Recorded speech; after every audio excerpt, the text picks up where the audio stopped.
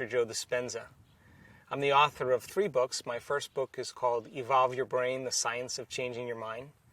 My second book is called Breaking the Habit of Being Yourself, How to Lose Your Mind and Create a New One. And my last book is called You Are the Placebo, Making Your Mind Matter. My interest is to use science as a language to help people understand spiritual principles and bridge science and spirituality so that they have within their reach all the tools to begin to make necessary changes in their own personal lives. In the last video, we talked about how we can take information, learn that information, and produce physical changes in our brain. But once we learn that intellectual, philosophical information, the next most important thing to do is to apply that information, to personalize it, and to demonstrate it. And if we can align our behaviors and our intentions, our mind and body, we are going to have a new experience. Experience then enriches the circuits of our philosophical information, and then the brain makes a chemical and we begin to feel the results of our efforts. We feel more powerful, we feel more loving, we feel more compassionate, we feel more like a leader. And that's when we're teaching our body chemically to understand what our mind is intellectually understood. So knowledge is for the mind and experiences for the body. And if you can repeat anything over and over again, it's going to become a skill. It's going to become a habit. It means you've practiced it so many times that your mind and body are merging as one. In other words, your body knows how to do it as well as your mind. That's when you are innately embodying that information and it becomes who you are. You've practiced it so many times that you don't even have to think about it. So imagine taking spiritual, philosophical, scientific principles about possibility, about creating the life that you want, about healing yourself from certain diseases or certain conditions, and understanding then that you can signal new genes in new ways and rewire your brain. You can literally have your thoughts affect your body and your feelings affect your brain. And begin to understand that if you begin to apply these things, you could begin to see the results within your body and within your life. In this video, I want to talk about how your personality creates your personal reality and how your thoughts are intimately connected to the life that you live right now.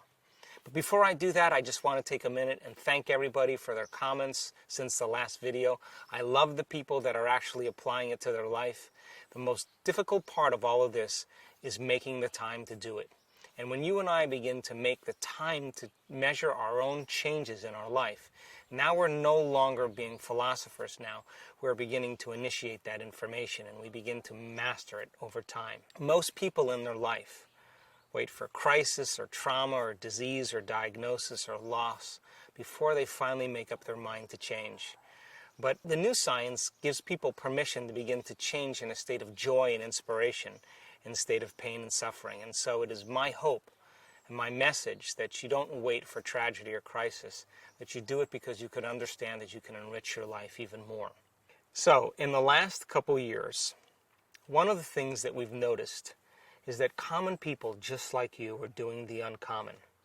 They're healing themselves of diseases. They're creating big changes in their life. They're healing themselves of past traumas and scars that keep them stuck in the same routine patterns. I was in a movie 10 years ago called What the Bleep Do We Know?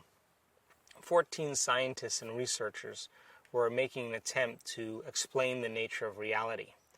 Since that movie, in the last 10 years, many people asked the same questions when we did conferences all around the world. The 2 questions were this: that information is really great, but how do we apply that information? And if it really means that in order for us to change our mind to produce a change in our life, why is it so hard to change? So in the last few years, we've been teaching conferences and workshops around the world. And one of the cool things we've been doing is bringing scientists and researchers right into our workshops to measure change in the brain, to measure change in the body, to measure genetic changes, to measure changes in the energy of the room, to measure changes in the energy field around people's bodies. And I can tell you without a doubt that you're more powerful than you know. And that what makes it so cool is that you don't have to be a Buddhist monk. You don't have to be someone who's dedicated to any religious doctrine. You don't have to have 40,000 hours of meditation. That once you understand the science of how this all works, and we can demystify it and then give you the proper instruction on how to apply it. That we can take information that can ultimately lead to transformation. And what we found over the course of the last 2.5 years, people really have the skill sets, once they're taught how to do it, to really begin to embody this information. So I want to talk to you a little bit about a concept about your thoughts creating your life. If you believe that your thoughts have something to do with your destiny, that your thoughts create your life, let's examine the thoughts that you think. Now you think 60 to 70,000 thoughts in one day. Out of those 60 to 70,000 thoughts that you think in one day, 90% of those thoughts are the same thoughts as the day before. So the same thoughts will always lead to the same choices. The same choices will always lead to the same behaviors. The same behaviors will always create the same experiences, and the same experiences always produce the same emotions. And those same emotions then drive our very same thoughts. And our biology, our neurocircuitry, our neurochemistry, our neurohormones, and even our genetic expression stays exactly equal to how you think, how you act, and how you feel. Now, how you think, how you act, and how you feel is called your personality. And your personality creates your personal reality. That's it. So then if you believe just the slightest bit in this idea that your personality creates your personal reality, and you wanted to change your personal reality, that means you'd have to begin to change your personality by thinking about what you've been thinking about and change it. To begin to become conscious of your unconscious habits and behaviors and modify them. And then look at the emotions that keep you connected to past experiences and decide if those emotions belong in your future.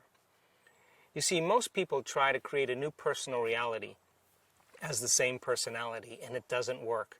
We literally have to become someone else. So reason this with me. A habit is a redundant set of automatic, unconscious thoughts, behaviors, and emotions that's acquired through frequent repetition. A habit is when you've done something so many times that your body knows how to do it as well as your mind. So if you're thinking the same thoughts 90% of the time as the day before, you're demonstrating the same behaviors 90% of the time, and you're embracing the same emotions as the day before 90% of the time, over time you begin to fire the same circuits in your brain in the same sequences, in the same patterns, in the same combinations. Now there's a principle in neuroscience that says that nerve cells that fire together wire together. So as you think the same thoughts that lead to the same choices, that of course produce the same behaviors that lead to the same experiences, that ultimately produce the same emotions, that in time you begin to hardwire your brain into the same finite pattern. Now that box in your brain, there's no literal box in your brain, but that finite signature ultimately becomes your identity. So then most people, by the time they're 35 years old, become a set of memorized behaviors, emotional reactions, unconscious attitudes, beliefs, and perceptions that function like a subconscious computer program. 95% of who you are by the time you're 35 years old is a memorized state of being in which you've done something so many times that your body now is doing it better than your brain. So you may say, I can't consciously remember a phone number, or I forgot my PIN number. But then you can walk over to the phone and look at the keypad, and all of a sudden your finger will dial the number. What does that mean? You've practiced it so many times that your body knew how to do it better than your brain. That's where 95% of who we are exists. So here comes the part that's the most important. Every time you learn something new, you add a new stitch to the three-dimensional tapestry of your gray matter. And if you begin to think about what you learned, you're causing your brain to fire in new sequences and new patterns and new combinations. And whenever you make your brain work differently, you're changing your mind, because mind is the brain in action. So we could say then that new thoughts should lead to new choices, and new choices should lead to new behaviors. And new behaviors should create new experiences. And new experiences then should create new emotions. And those new emotions should inspire new thoughts. And that's called evolution. Now here's the difficulty. Because the process of change then requires you becoming conscious of your unconscious self. So here's your old self, and here's your new self. And let's just say that over a period of time, you've become unconsciously addicted emotionally to suffering. And all of your thoughts are equal to those emotional states, and all of your behaviors are also equal to that emotion. And you think the same thoughts every day, and you demonstrate the same behaviors by complaining and blaming and making excuses for yourself. And those emotions of suffering lead to guilt and feeling bad, and you no longer want to get up and do anything. You become uninspired. And all of a sudden, you become conscious that you are in that state. So now, you decide that in that moment, you're no longer going to think the same way, you're no longer going to act the same way, and you're no longer going to feel the same way. And so the first 2 hours goes by and everything's going really well. But now remember, you've conditioned your body to become the mind of that victim or that mind of suffering. And all of a sudden now, as you begin to interrupt that chemical continuity between your brain and your body, the body starts sending signals back to the brain. And all of a sudden, you start to hear little voices in your head, chatter that says, why don't you start tomorrow? This is uncomfortable. This doesn't feel right. It's my mother's fault that I'm this way. I'll never change. And that's the body looking to unseat the mind and return back to its familiar state. But the hardest part about change is not making the same choice as you did the day before. And the moment you decide to no longer think the same way, make the same choice, act the same way, create the same experience, or live by the same emotion, it's going to feel uncomfortable. It's going to feel unfamiliar. There is going to be a certain amount of uncertainty and unpredictability. And the moment you feel uncomfortable, you just stepped into the river of change. Now, most people, the moment they feel uncomfortable, they return back to the familiar state of the mind and body. They start thinking the same way, acting the same way, feeling the same way, and they say, this feels right. No, in fact, that feels familiar. Now, going from the old self to the new self is the neurological, is the chemical, is the biological, is the hormonal, and even genetic death of the old self. That void, that place of uncertainty, that unknown, is the perfect place to create in. And if you and I can become comfortable in that unknown and begin to decide who we do want to be. In other words, many people say when they're in that unknown, I can't predict my future. This doesn't feel right. Well, the best way to predict your future is to create it, not in the known, but in the unknown. So what if you said now, what thoughts do I want to fire and wire in my brain? What behaviors do I want to demonstrate? And if you were to close your eyes and begin to think about how you are going to act, the mere act of mentally rehearsing who you're going to be begins to install the neurological circuits in your brain to look like the experience has already occurred. Now what that means is that the brain is primed in its circuitry to no longer be living in the past, but now living in the future. And what if you said, how would greatness live today? What would be the greatest expression of myself? Can I teach my body emotionally what that future could feel like now? And if you were able to cultivate the emotional state ahead of the actual experience, the emotion then that you're creating of wealth, the emotion that you're creating of leadership, the emotion that you're creating of patience, the emotion that you're creating of a new relationship and love, now means that your body as the unconscious mind does not know the difference between an actual experience in your life that creates an emotion and an emotion that you can create by thought alone. To the body, it's exactly the same. And your body then is all of a sudden emotionally living in the future instead of living in the past. So here's the question. Can you believe in a future that you can't see or experience with your senses yet. But you've thought about enough times in your mind that your brain is literally changed to look like the experience has already occurred. The latest research in neuroscience says that you can change your brain just by thinking differently.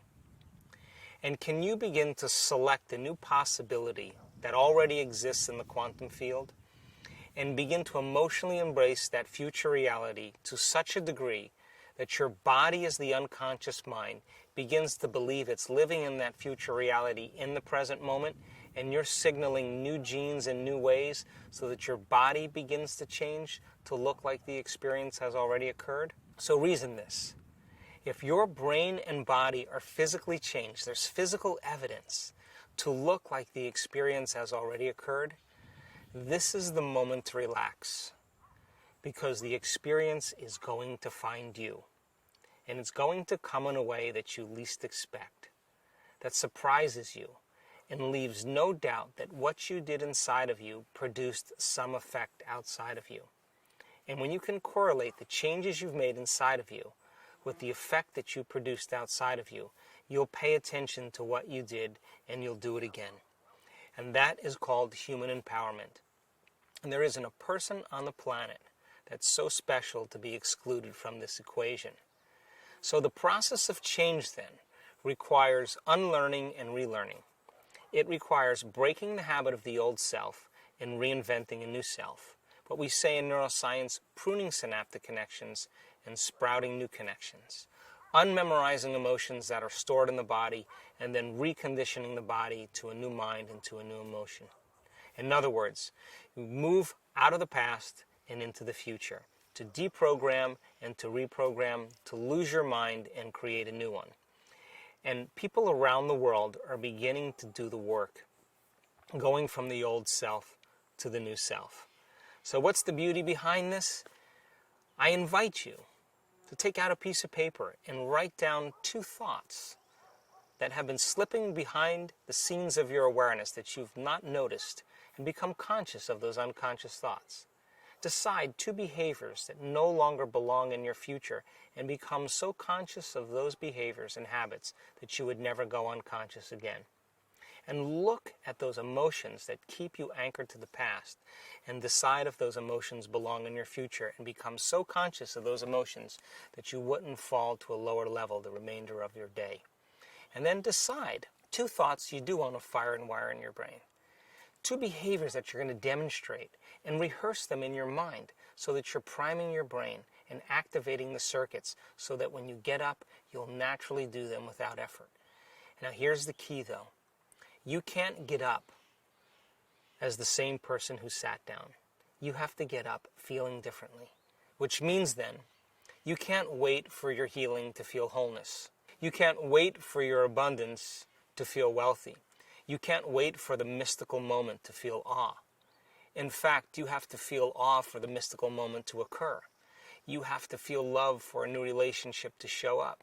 You have to feel empowered in order to have success. You have to feel wholeness before your healing can occur. And most importantly, you have to feel abundant before your wealth can actually appear. Now, when your brain and body are literally changed to look like the event has occurred, this is when the event finds you. So the word meditation, which we'll discuss in the next video, means to become familiar with. To become so familiar with your unconscious states of mind and body that you would never go unconscious again, and then keep firing and wiring new circuits in your mind and emotionally conditioning your body till it begins to become familiar to you. So I invite you over the course of the next few days before the next video to ask yourself this simple question when you wake up in the morning. What is the greatest ideal of myself that I can be today? And decide who you want to be when you open your eyes.